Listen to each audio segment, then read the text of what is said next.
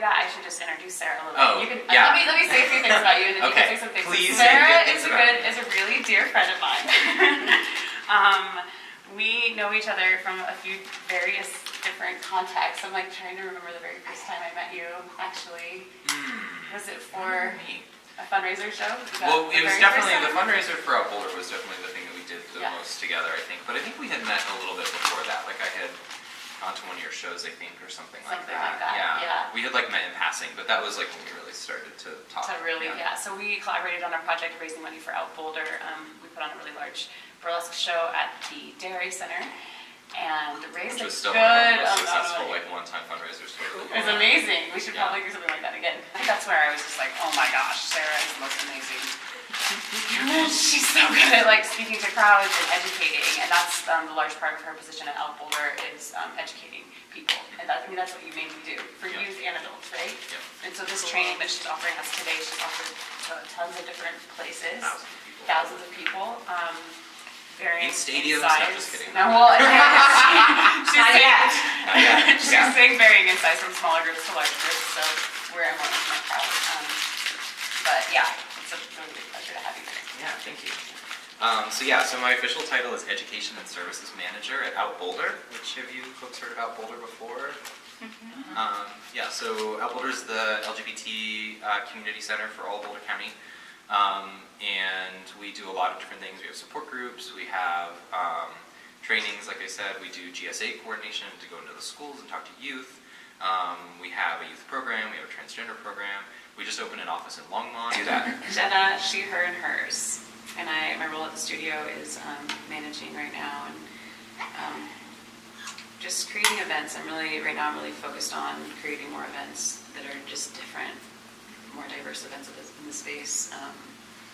We just started doing more music this weekend, and it's been so fun, like having music here. And I just feel like this little container can be used for a lot more things, and so I'm exploring that and how to bring people here and make it more of a community space.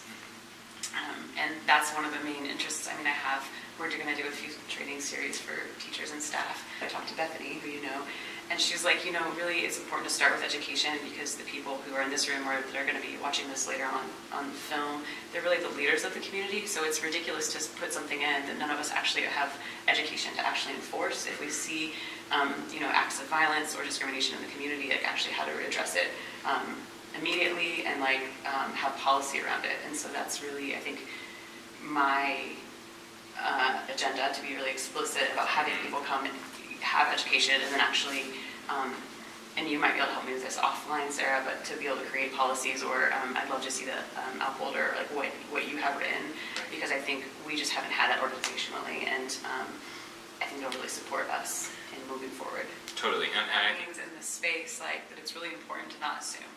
And I think that can be very confusing. And at some point, Bethany was like, you weren't very clear what you meant when you just sent out that. I sent out a mass email to just the front desk staff, like, never assume gender. That's all I said. And she's like, I was like, just never assume gender. And they were like, because I don't think a lot of them have the same education, or I just think I was assuming that they knew what I meant. It's so can you say a little bit? Kids, it's like you tell them what not to do, but then they're like, but what do I do? You're like, what do you mean never assume gender? I'm sure I could have been far more articulate, so maybe you can offer some of that too. What does it mean? The way to phrase it.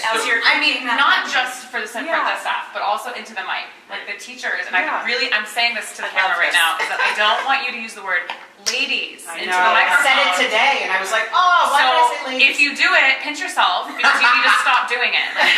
So that's one example. Yeah, so there are a lot of ways that we sort of gender activities or we gender groups without really even consciously thinking about it, and especially in jobs where you're working service, right, or where you're sort of doing customer service work, or you're doing work that's in service of customers or clients or students.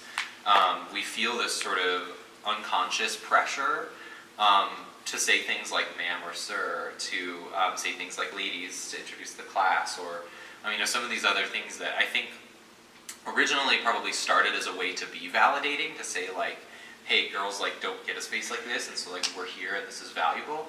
But really I think we've progressed beyond that in a lot of senses, where that sort of unintentional gendering can be something that really does push people out of a space and makes people uncomfortable.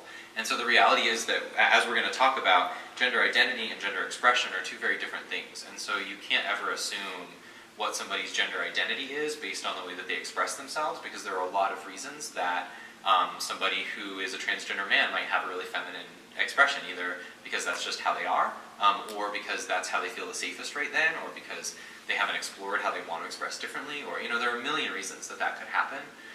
Similarly, people who are genderqueer, gender fluid, agender, people who are sort of those non-binary gender identities, might have a very feminine expression or a very masculine expression, but might, within the context of their identity and the way that they express, not see it as the same way that other folks would. And so really the safest thing to do is just to stay away from gendered language. I like to use friends or folks or in here, it's the dancers works great. Dancers. Hold on, dancers, let's do this. You got it, looking great. That's a great one. And folks, in the restaurant, I always use folks. Folks, yeah. Friends is kind of That my doesn't thing work for, here, I don't think. Like, come on, folks, let's do Yeah, this. no, it's Someone not does the It's same. more like y'all. we're sitting around in a circle. Come on, y'all. Yeah, Y'all. y'all is a good one. Yeah. What are other good ones? Gang, Yeah. crew.